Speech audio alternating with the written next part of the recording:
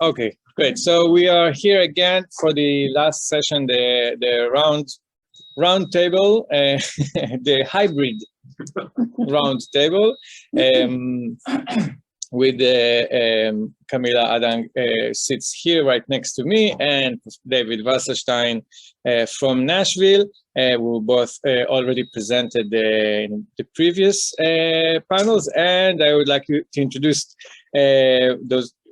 Of course, you already all know her, Professor Sarah Stroumsa, who will be the third, with the third discussant here. So just briefly introduce her as well. Professor Sarah Stroumsa is the Alice and Jack Onot Professor Emerita of Arabic Studies at the Hebrew University of Jerusalem, where she taught for many years in the Department for Arabic Language, the Department of Arabic and of Jewish Thought, and she served there in many positions, including the rector. She's a laureate of the Humboldt Research Award and the recipient of the Leopold Lucas Prize.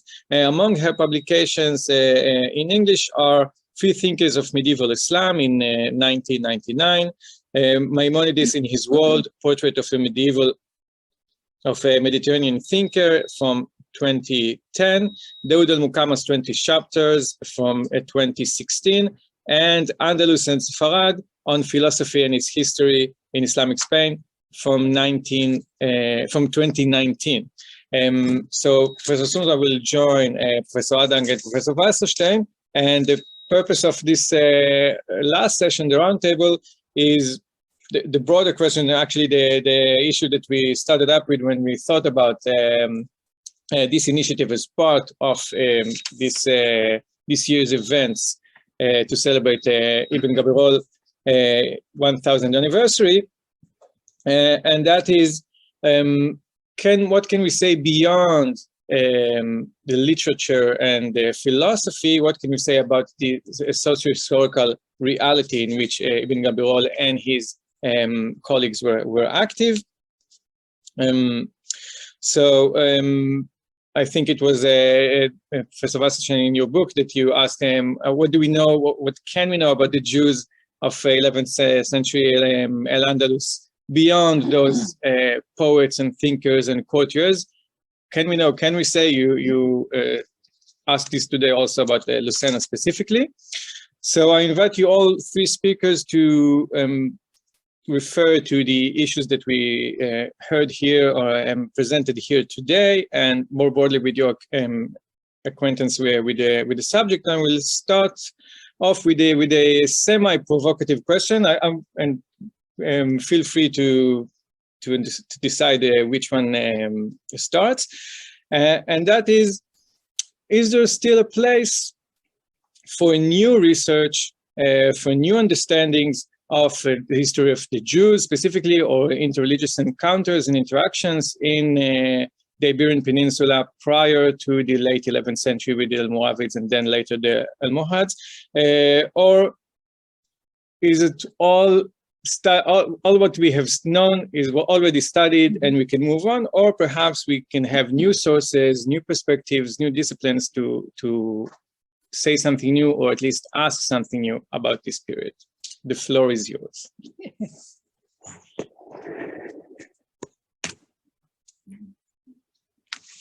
Sarah.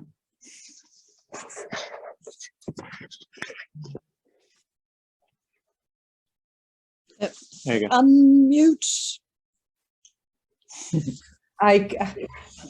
Before answering the question, I cannot keep thanking the conveners of this conference for two reasons. First of all, because in line with Ibn Gabirol, this is an example of the victory of spirit over the body, because in this conference I finally saw people whom until now I only read. So thank you for that. And also because of the focus on the 11th century, which answers your questions directly, Moshe. Until several decades ago, it was the Almohad and Almoravid period which was neglected. But in the last several decades, the Almohads and the Almoravids are more on the focus of research. And what happens to the 11th century is that it remains sandwiched between the Umayyad, the glory of the Umayyad Caliphate, and the fascination with the North African dynasties. And for a while, the 11th century seems to go back into the shadows. And I think that in some ways, this is the century where al-Andalus comes into its own. This is the century where things are not only shaped in the way they were initiated in the 10th century or before, but in many ways, this is the golden age. And if we want to understand what happens in al-Andalus before and after, the 11th century, I think, is where we should look closely. And you asked specifically about the Jews. And I think with the fitna and with the Balkanization of al-Andalus to the Taifas, we would have expected that the normal process of the canons are heard and the muses are silent, that this is what would happen. And we all know that this is exactly the opposite. This is a period of effervescence and richness in culture for Jews in particular, but not only for Jews. And usually we, as an explanation for this mystery or for this puzzle, we hear an explanation that makes al-Andalus sound like Italy, Renaissance Italy.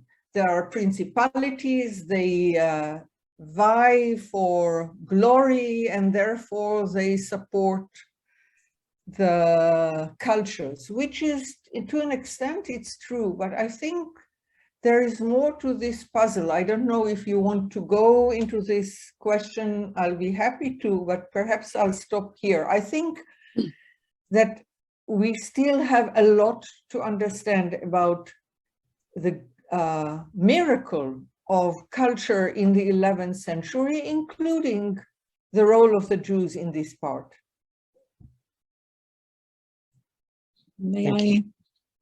Thanks, Sarah. That was a very good parting shot, I think. And yes, the Taifa period is fascinating indeed. Maybe I told you once, sorry, when I started looking at the Taifa period, a fellow student of mine, this was still in the Netherlands, told me, don't go there. It's so complicated. All these different dynasties and all these different kingdoms and kings, and they all vie with each other, as you say. It's terribly complicated, so don't go there. I did go there. I mean, I did stick to a couple of the party kingdoms only, and I mainly stuck to one particular figure, as you know, plus his friends, but there's still a lot more to do, that's for sure.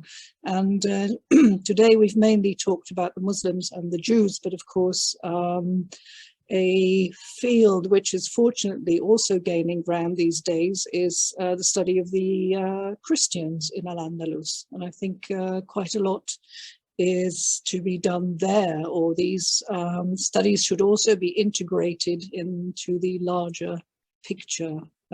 So far that has not been sufficiently done, I think. David? Sorry, can you hear me now? I think I agree with everything. Sorry. Hear me? There was a lot of fuzz on I agree with everything I've heard from Sarah and Camilla just now. I would perhaps take a little issue with the use of the word miracle, as I think I heard from Sarah at the very end of her remarks. I'm not sure if the 11th century should be seen as a miracle, unless we look at it in the way in which we look at, say, the 5th century BCE in Athens, something like that.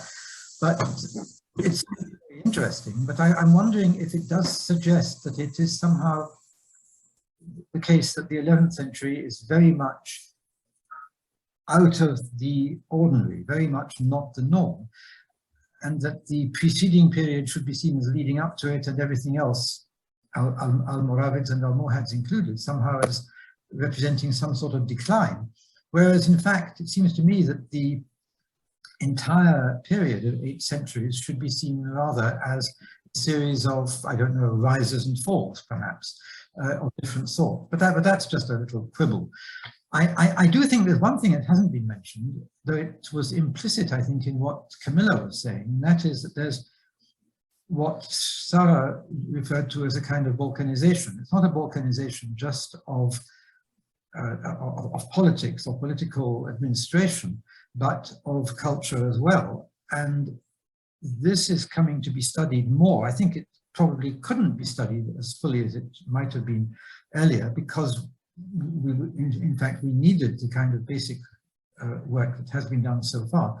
But it's coming to be studied more now. And I think it's in fact a student of Sarah's herself, Jonathan Vardy, some of whose work I've had the privilege of reading recently, who, I've lost track of that sentence, I think who is the next word, who has produced some very interesting work on what you might call group culture in different parts of the Iberian Peninsula among Jews, specifically in Zaragoza, as Camilla was mentioning herself too.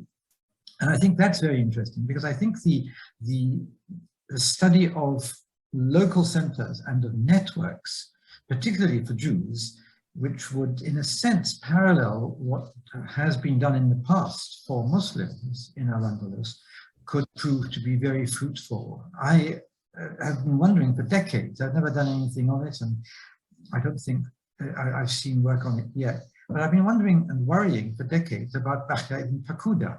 He is somehow so isolated a figure in every way, and yet, I'm sorry, he appears so isolated a figure in every way, not just physically and geographically, but also intellectually. And yet the fact, and I stress that word, the fact is that he cannot have been so isolated, but we don't have the studies of him and his intellectual context yet. But that should be a particularly interesting subject for a future study, I think. So there are such things that seem to me that need to be done, and that we are now in a better position to do. I think Sarah is trying to say something. Yes, first of all, I agree that Jonathan Vardy is doing wonderful things. I wasn't fortunate to be his teacher, well, so he's, as far as I'm concerned, he is my teacher. I want to go back to this not very accurate formulation of a miracle. Not a miracle, you're right, but there is some magic that is happening there in this portion. And I think that with the wonderful lectures that we heard today, what we have to do now is to stop and think what made bringing all these elements together, the different taifas and the different components, what made it bring out this magical culture that we see in the 11th century. And Camilla mentioned the Christians, and I think this is a key thing, a key element to bring into the picture. If I may mention just one example, a taifa we didn't mention today, Denia. And if we take a person like Ali ibn Mujahid and his biography, spending time as a captive for 16 years in what we would call today Europe, in Germany, or in peasant captivity, and forgetting Arabic, or so they say, and then coming back and ruling for 30 years, this is a kind of fluidity in religious identity that in the East we see in the beginning of the Islamic conquest, but here we are deep into the 11th century. And we see people equivalent to the Mamluks who come from Christian backgrounds, but whereas the Mamluks once converted are Muslims, here we see a back and forth also in identity. And there is this perpetuum mobile of moving from one place to another, including crossing the border to the Christian principalities. I think that all this movement, all this, I'd call it fluidity, is something that is still not studied enough and that can explain the magical culture that emerges at this period. Okay. Could I? No. Yes, no.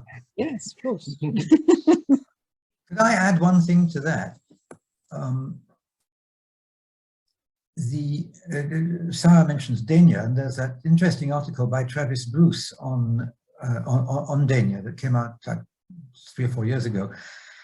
I wondered very much as I read that article about the strength of the argument he is making. He takes a not very large number of bits of evidence and strings them together to make a very, very interesting picture.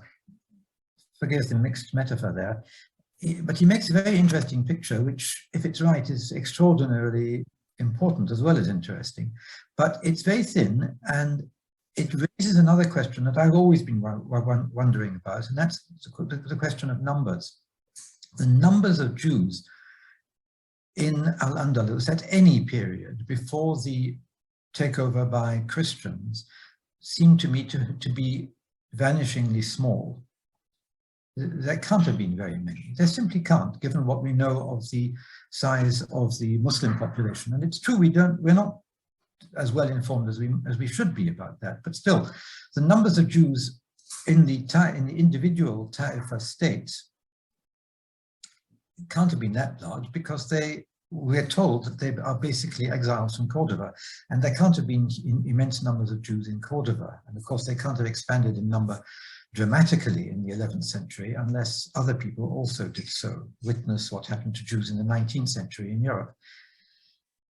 And that means that the numbers of Jews in places like Saragossa or in other places must have been very, very small. And that raises very big questions about all sorts of things. One of them is literacy, another of them is education, another of them is education in Jewish as well as in Islamic cultural tools, and so on. And the question of numbers strikes me as very important and very worrying here, because if we apply that, I wouldn't call it an insight, but if we apply what I'm just saying to a case like Dania, then we face a real problem.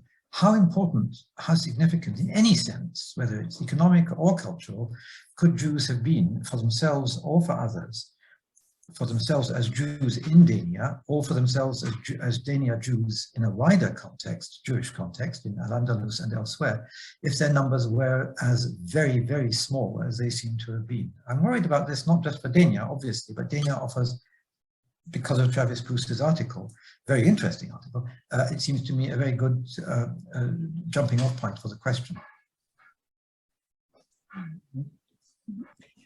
Can I respond to that? Of course. Well, I'll start with Bruce's article, and not with his argument, but with this document of the pact between Barcelona and Denia, a bilingual pact where the Arabic part includes something that is not in Latin, and which presumably the Christians of Barcelona signed, showing sensitivity to the language of power of the Muslims, namely that the Christians in Denia are supposed from now on to mention the name of Ali ibn Mujahid in their khutbah, or the equivalent thereof. The document itself, no matter how the rest of the theory, I agree, is interesting, but it's the document itself shows a kind of exchange across the border between Muslims and Christians with growing sensitivity to the religious sensitivities and the political sensitivities on the other hand, on the other side of the border. And I'm going back to the perpetuum mobile. If we read Moses ibn Ezra, and he presents the poets, and every one of them, he says, he presents their nisba, and it's always several layers. Someone is from this place, then from this place, then from this. Fulan al-Iksi, then thumma al-Wayi, thumma. And people move all the time, and they move also probably across the border. Now, I take your point, David, which you have made in different beautiful articles, that the number of the Jewish community must have been very small. But you look at the upper level, and perhaps the upper part of the upper level, which are the philosophers like Ibn Gabirol, there are very few of them. And assuming that the number of Jews is very small, the proportion of Jews among philosophers is very high, is enormously high, stunningly high even, at this period in the 11th century. I think that this leads me to another point, which is important to remember, is that these sources largely reflect what was going on the elite level, and doesn't necessarily tell us very much about, the common people, whether it was Muslim common people or Christian or Jewish. So that we also have to take into account when we talk about numbers. Can I come back on that? Yes. I take the point that Camilla is actually supporting me, so I won't take her point. But Sarah's point about the Jewish philosophers forming a stunningly high proportion of the philosophers in al-Andalus. She's right. It's very, very odd. And if you look at the background, it becomes odder still, because one of the reasons why I stress this problem of Jewish numbers so much is that I'm worried about the question of literacy. Jewish numbers are very small. There's no question that they're very small. I'm not arguing it. I don't need to argue it. Jewish numbers in al-Andalus are small. The question really is, are they vanishingly small, as I think, or are they just small? Are they like 6 million Jews in America today, or are they like 10,000 Jews in America? It's that kind of question that we're talking about. And to my mind, they are the latter. They're a very, very tiny minority, and they are very, very tiny scattered minorities in the 11th century, which is the 11th century, which is the century that really matters for the argument that Sarah is now making. Not just now, but is making here in particular. Now, the problem is that if we look at the larger picture and ask not how many philosophers were there among everybody, or how many philosophers were there among Jews, but rather at what does this point to, and what does everything we know more generally point to about not just cultural literacy, but functional literacy among Muslims and Jews in al-Andalus, then what we seem to see is that there is, as always, a very high percentage of literacy among the Muslims, far higher than in Western Christian Europe. Maybe it was as high as 2, 3, 4%, I don't know. Let's not make the mistake of thinking that high Muslim literacy in the Middle Ages means 94%, but it may have been 4 or 5 or even 10%, who knows? We simply don't know.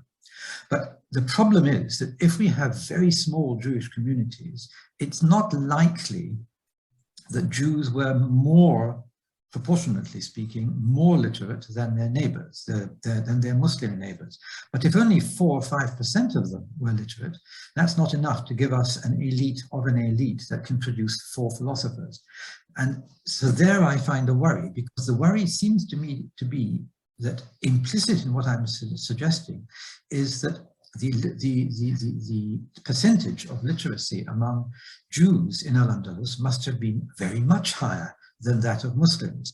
And I cannot believe that that was the case, because Jews are a subset culturally and in other ways of the Muslim society around them. They may have been more literate in some ways, they may have been more variedly literate because of Hebrew and so on, but that they were dramatically more literate, I think, is unacceptable on the evidence we have. I don't have an answer to that question or that worry, and therefore I take the wind out of the sails and move somewhere else. Yes. I really don't know the number or how we can figure out the numbers, but you said the word functional literacy.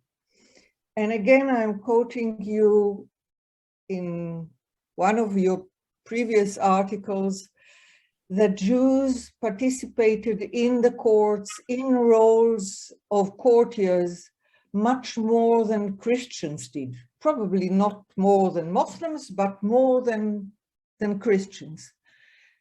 And because philosophers are such a small minority, I tried to look at another subset of this magical culture, the poets. And we have here people who know this subset in and out.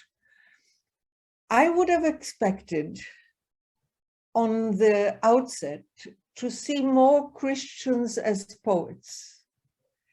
But then, of course, it's the wrong expectations because of the acculturation of Christians. And we don't have many poets, not in the anthologies, not in books separated. We have Hafs ibn al-Bar and basically almost that. And when we look again in Moses ibn Ezra, he is proud of saying that this and that Jewish poet was an excellent poet in both languages. Now we know the special place that Hebrew poetry develops, but there is also Jews who were much more than used to be thought years ago, much more involved in Arabic poetry because they were part of the courts. So again, I don't know the number when you ask about general literacy or about the general community, but the number of people, not just philosophers, who are up to their elbows in the Arabic cultures, Jews in the Arabic culture, again, is disproportionately high, assuming that this was a small community. And definitely until the Christian conquest, definitely much more than the Christians at this period. Yes, but the Christians have a very different fate. Hafs ibn al-Bar is an interesting case. He is 10th century. There is a case in the 11th century of a Christian poet. We have, Zoom enables me to check things on my computer. We have a Christian, not a Christian on the way to being a Muslim, a Christian poet in the 11th century in Seville who writes a rather attractive poem about a hunting dog. It's an interesting subject for a Muslim to be writing about, I think, given the context. And he's 11th century, I think late 11th century, he's in the Maghrib. It's just 5 or 6 lines of Arabic verse, not very exciting. And that's about it. but what is interesting about it is, of course, that it's in Arabic. Muslim Christians who are writing in Arabic are not a subset in the way Jews are of Muslim Arabic culture. They are people who are on the way to becoming Muslims, and that's the reasonable difference that Sarah is stressing here. And that's why Jews stand out in the way they do. Of course, they stand out also because of questions of survival of evidence, but that's another matter. May I thank you. May I ask another question, and then after your answers or thoughts about it, also open the floor for questions if we're from the audience here or from the audience on Zoom. So after all, we are in an anniversary for Ibn Gabirol. So I wanted to ask, we had a nice conference and interesting and stimulating. There's a lively discussion here. Can it contribute directly, or not this specific conference, but can the issues brought here, the perspective, the disciplines, can contribute directly for us to better understand and contextualize Solomon Ibn Gabirol as a person, as a thinker, as a writer, or is it disconnected? I'm going back to Camilla, what you presented is that we have his writing, and we know where he has been, but he's not mentioned, and he doesn't mention others. So it seems like David said an island in the sea. So the island is both connected and disconnected. So can these disciplines that were presented today contribute, or are these again separate? Well, in my talk, I was only able to present a couple of salient figures who came to Saragossa or who were born and worked there. But there are many more of those. And I think it would be good to study this whole contingent, to say more about the intellectual environment in which Ibn Gabirol operated. We may not find much more information about Jewish thinkers, writers, poets, but we have definitely more information about the Muslims from the biographical dictionaries, which are sometimes also a bit disappointing because some of the entries are actually quite short and other entries do not provide very much exciting information. But if we gather all the information about people who were active in Saragossa in the period before Ibn Gabirol and in his own period, we can say something more about the intellectual and religious atmosphere, and hence we may be able to say more about the kind of thinking that he absorbed, is what I would say.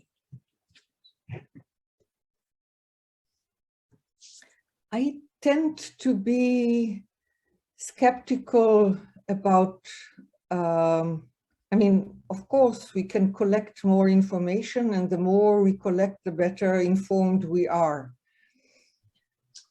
But as in the East, this is not a footnote culture. And often they don't cite, they don't mention. Going back to Amir's presentation before, Maimonides does not mention Rashi. People don't mention, we can do some detective work, and we love doing that detective work, but the fact that people don't mention other people in itself, I think, is something for this period that we should take for granted. I'm thinking, for example, of the article by Maribel Fierro about Abu Omar al-Talamanki and the process against him. That's a very thorough article, and she has studied every aspect of his personality, of his students, of his masters, of the people who argued, who accused him of holding unacceptable views. So there you really get an idea of who this was and who he mixed with, and who had mystical tendencies and who had ascetical tendencies and who studied with whom. I think more of that kind of micro research detective work might in the end be rewarding. Certainly rewarding, but do we get from this a better picture? I mean, obviously we get more information, and which we didn't have before. Mm-hmm. But there is a kind of balance between bridging over the information the texts don't give us and the information they do give us, which is slanted. Mm-hmm. And when we read it as it is written, and it's written from one side, I'm not at all convinced that the picture we get from just reading, piecing the pieces together is correct or is helpful. I think after collecting this micro history, mm-hmm. it is essential to look at the broader picture and to translate the information the texts give us. These are texts that speak their language, and the language is not necessarily ours. No, that's true. And of course, the authors of the biographical dictionaries have also been selective. They have their agenda and they have their intended readership, but you know, you can take that into account. Yeah, of course, we have to get the broader picture, but I think we also have to make do with what there is, and a certain amount of speculation will be inevitable.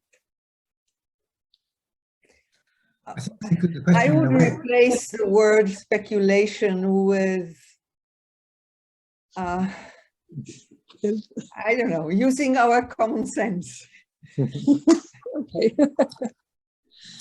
I think there's another point to be made here, and that is that Ibn Gabirol is a very interesting case and point here, because without major new materials turning up, and that seems unlikely, despite the miracles performed by Amir Ashur and his colleagues, without major new material turning up, we are unlikely ever to know more about him or his background. We might know more thanks to new research about his ideas and the development of his thought, as revealed in his philosophical writings and in his poetry, but we're not going to get new facts. That seems very unlikely. One good example that illustrates the bad side of that, his isolation in that sense, it seemed to me, is another man from Saragossa, a man called Ibn Gabirol, about whom I've also written in the past. Ibn Gabirol wrote an encyclopedia of medical simples. It's one of the more boring types of medieval Arabic production, because it's basically a dictionary. It's a full-length, I think anyway, multilingual dictionary of names of medical, which is of extraordinary interest to those who are interested in the lexicography of medieval Islamic medical plants. And I have to confess that I'm not one of them. But I was asked to write something for a book about a new manuscript of his work, which had turned up. We have 4 or 5. It's quite useful in its way. And I wrote about Ibn Gabirol, the author, as a Jew.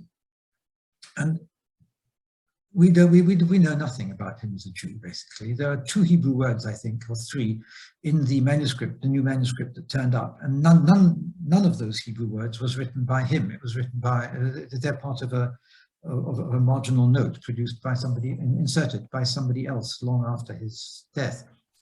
We know nothing about Ibn Gabirol as a Jew, and we know about him, interestingly, as a person, a courtier, a littérateur, a scientist in the court of Saragossa. Now, the question, therefore, that arises is in what way, and if so, how far, can we see Ibn Gabirol as a Jew, as a Jewish cultural personality, as a person who belongs in a study such as those by Entin, for example, of Jewish cultural networks in a place like Saragossa or al-Andalus, or maybe not. And the answer, I suspect, is maybe not, because there's nothing in his work. And it's a big work, it's a big dictionary. Remember, it's a multilingual dictionary, but there's no Hebrew, there's no Aramaic. Well, there is, but it's complicated. There's nothing in his literary production to reveal or suggest or to hint even that the author is a Jew. So is he part of the Jewish cultural network there? It's a very small world. It's a vanishingly small world. Did he go to synagogue on Saturday? What would he at least have been in synagogue on Rosh Hashanah or Yom Kippur? And if he was, would he have been, to take up Sarah's taking up of my word, would he have been functionally literate to a sufficient degree to read the prayers? And if he was, why didn't he use Hebrew or Aramaic in his literary scientific work? He did, and that must tell us something. But the trouble is, what it tells us is largely negative, and it parallels, I think, the negativity or the pessimism, at least, that Sarah breathes when she talks about the limitations on our on possible extensions to our knowledge in this way. I think it tells us something positive too, in the same way that the fact that Ibn Gabirol wrote his Fons Vitae in a way that could be taken to be Christian, it tells us something. And we know that this person also could definitely participate in the liturgy and write in beautiful Hebrew, but he chose to write a book that has no sign of his Judaism. I think it tells us something that may be parallel to our categorization of communities by religion. We have a different categorization by interest. And certainly, I think philosophers also are such a group where the religious identity is secondary in some way to the main interest. If we speak about Abul Fadl Khasdai, he perhaps converted, perhaps he was already a convert, but for Ibn Said, he was a Jew, and they spoke philosophy. They didn't speak Hebrew, they didn't speak Aramaic, they didn't even speak Arabic. They spoke philosophy. And the same is certainly true about scientists and the medical profession. And we saw this beautiful example that Micha Perry showed us, that when you have to measure land, you also speak the language of the profession. Mm-hmm. And I think that these subsets of cultures, mm-hmm, which cross religious identity, not effacing it, not ignoring it, but cross it, I think this is something that is a positive information about how they function. It also makes you wonder with whom Ibn Gabirol discussed his ideas. I mean, he could have discussed them with Jews, he could equally have discussed them with Muslims, but we know nothing about it. The little that remains from Fons Vitae in Arabic has at least a part that sounds like Ibn Masara. Okay. He didn't meet Ibn Masara, but he talked to him. Okay.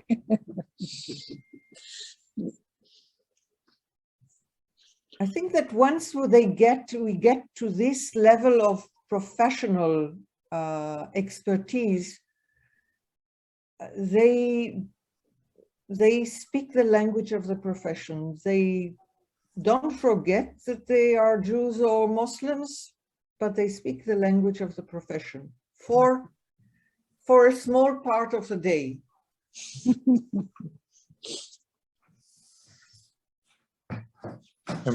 At this point, are there any? Sorry, it's this one. Any at this point, any questions or things people want to add or to contribute from the audience here or at Zoom? Please. Ehud. Ken, Ehud. Hello, good evening, Hello. everyone. Thank you for this enlightened conversation. Just a few things about David's remark on Bahya ibn Pakuda. I'm working now on a book on Bahya ibn Pakuda, and Sarah can testify because she read a draft of central part of this book recently. So I'm hoping that I'm making some progress on this work, on this book. And my conclusions are very different from Diana Lobel's book, and Ross rightly wrote on the chat a remark for David that, of course, there is the book of Diana Lobel, and there are other works, of course, like from the first half of the 20th century. And indeed, it's fascinating. It's very fascinating. It opened for me a new world when I understand that Sufism in the 11th century Andalus did not really play any substantial part in the intellectual life. And also other studies like Joseph Casefield on Ibn Barajan and Michael Epstein's work, actually, and others are pointing, and also Scheindlin years ago, 30 years ago and more, also demonstrated that unlike what Levin thought, Israel Levin thought, that Sufism have influenced Ibn Gabirol poetry.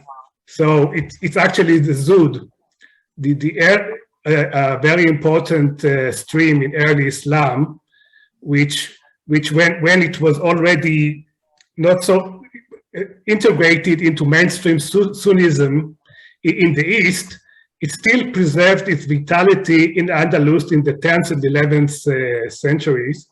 And actually, and you can actually, Bahya ibn Pakuda, Beauties of the Heart, is a great demonstration, as I hope to prove, for this influence of the Zud stream in al-Andalus.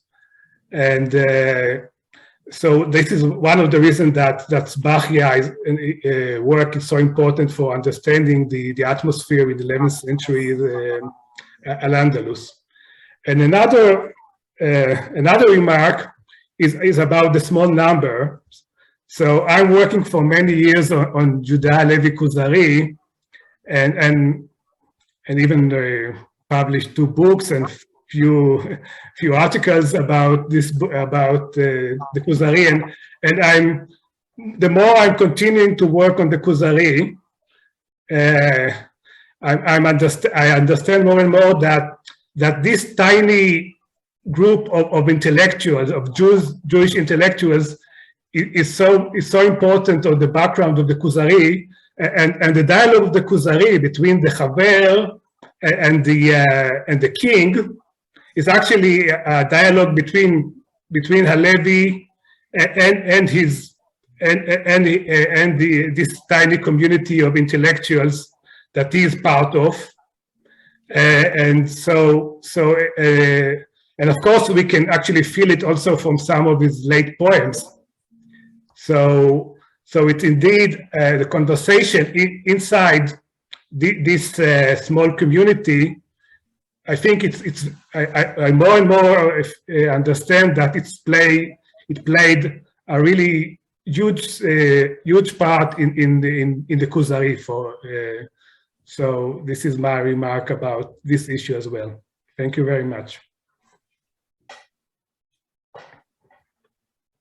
Israel and Ross, and then your final remarks after that for these comments. So Nina, please. Thank you. So I wanted to speak to the question of new directions and perspectives on the 11th century and the period before and the period after.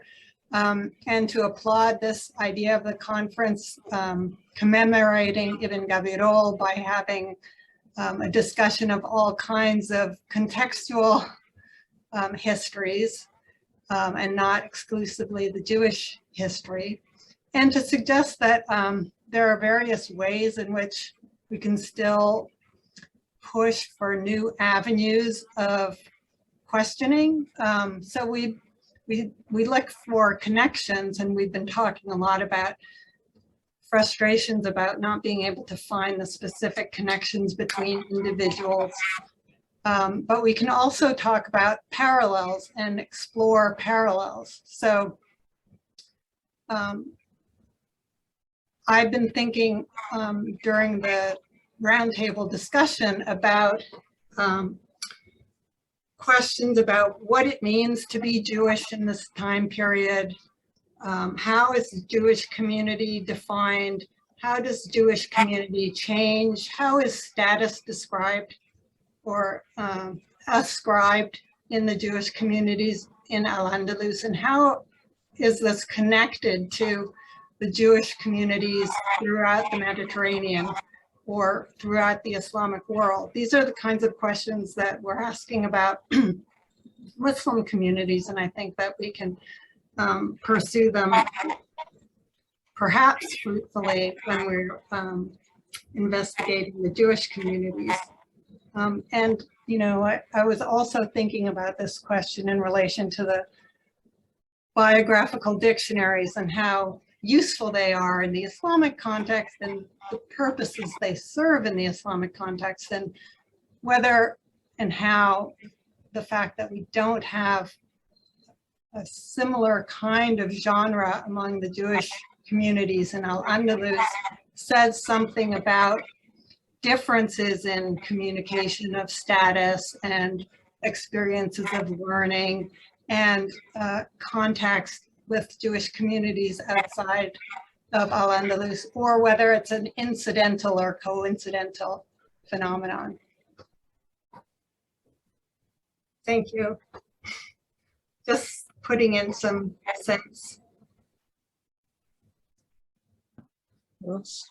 Oh, thank you, Nina. Yeah. Ross, you had a question? Well, Nina asked so many important ones. I wanted to say something kind of small, but to try to pull it back to Ibn Gabirol. We probably, as David says, are not going to learn more about his life and his instructors. We may be able to know more about his sources and all of that. But the little that we do know, it tells us something, and I think important to the discussion we've been having. We know that he exchanges poems, or he writes poems to the Nagid. He writes a poem to Al-Fasi on the occasion of his daughter's marriage in Granada.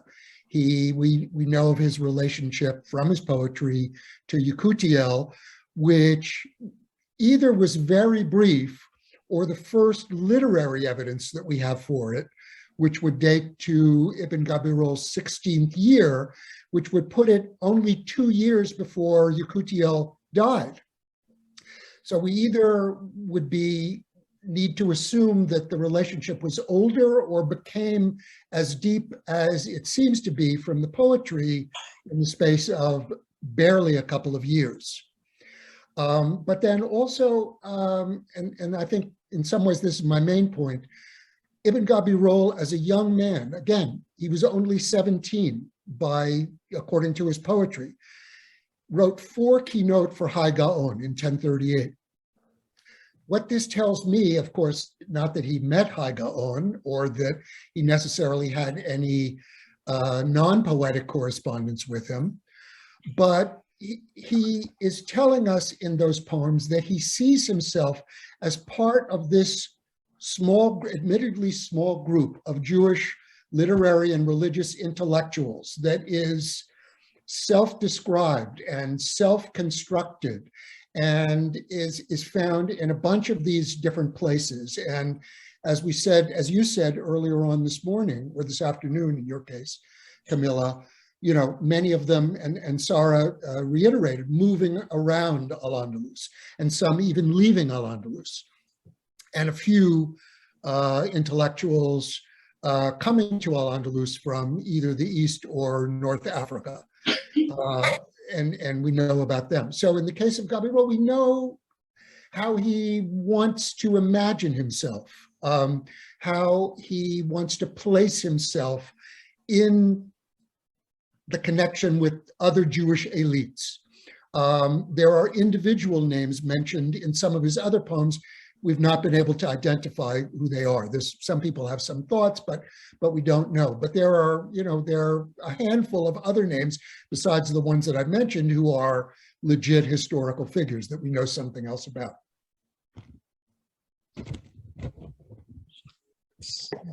Okay, thank you very much, Ross. And just due to time limitations, so just please the three discussants, Camilla, Sarah, and David, final remarks from you, and then we'll just end with some thank yous and acknowledgements. Okay. Well, at first, when I read the program where it said, oops, Ross, could you mute your microphone? And anyone else? Oh, we can do that. Yeah, okay. Right, thank you. Okay, so when I saw the program and I saw that there was going to be a roundtable discussion of 1 hour, I thought, what are we going to talk about? And now I find that there are still so many topics that could be addressed. For example, you know, I thought of, okay, maybe we could raise the point of there not actually being very many studies about Islam in those parts of al-Andalus which are currently in Portugal. There's much less research about the Portuguese parts of al-Andalus than there is about the Spanish parts, which is interesting. I also thought about the importance of archaeology. I've recently been reading about more and more archaeological sites connected with Judaism and Islam in al-Andalus have been discovered in Spain or have been, you know, opened to the public in Spain. And I don't know to what extent, you know, these places were known all along or whether they've just been recently discovered. But in any case, in recent months or years, more archaeological sites have been open to the public and even turned into, you know, tourist attractions. I think those should be studied more closely as well. Well, that's my 5 cents worth. Thank you. Sarah or David? Well, I would just say that I often feel, because al-Andalus, and in particular, but perhaps the 11th century, is such a complex field or fields, I often feel like one of the blinds hugging the trunk of the elephant or the leg and not sure whether it's a trunk or a leg. And I'm very grateful for the possibility to hear people coming from different angles so that we get a rounder picture of this big elephant. And I would also say that perhaps the key to advancing for us as a field is not only to get often together, but also to think in terms of fluidity, of moving from one domain to the other.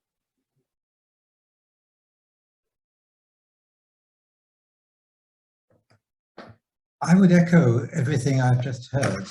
I should begin by thanking the organizers of this meeting for taking the trouble to organize it and to bring us all together. And I think it's not a blessing to have had a pandemic, but one of the hidden silver linings of the pandemic is that, in fact, it's become so very much easier to have meetings with friends and colleagues working in similar fields all over the world. And I'm very grateful to the Israelis in particular for organizing it at a time of day that is so inconvenient for them, but out of kindness for us.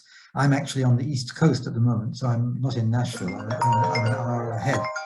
But I really do want to express my gratitude for this. But I think it's also useful to point to something else.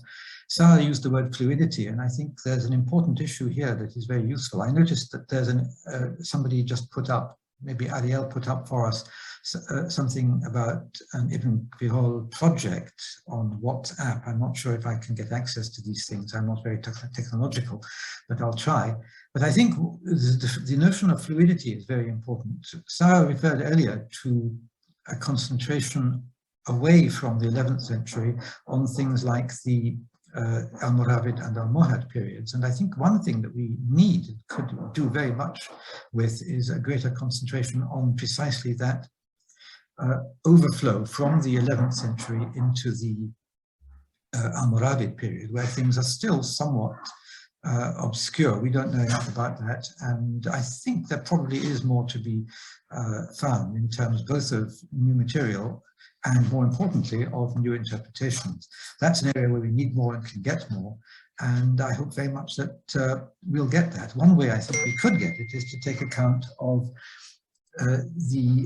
another kind of fluidity. I noticed that this conference is organized on the 1000th anniversary of the birth of Ibn Gabirol, but of course it's only this year, the 1000th anniversary of his birth, that determines for us the year in which he was born. We don't really know otherwise what year it was when he was born. So maybe next year there'll be another 1000th anniversary of his birth, and maybe we can meet again then.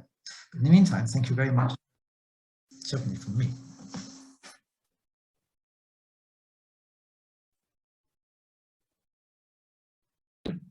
Yes. So thank you very much, everybody, for David and Camilla and Sarah and all the discussants and all the participants and the chairpersons in the three panels that we had. We talked about the elite and the writing and literacy and beyond the elite, and in different circles with scholars from different disciplines and places. And this was all, as said now, part of the 1000th anniversary, the fluid 1000th anniversary for the birth of Ibn Gabirol. So there's a website. Is there also a website?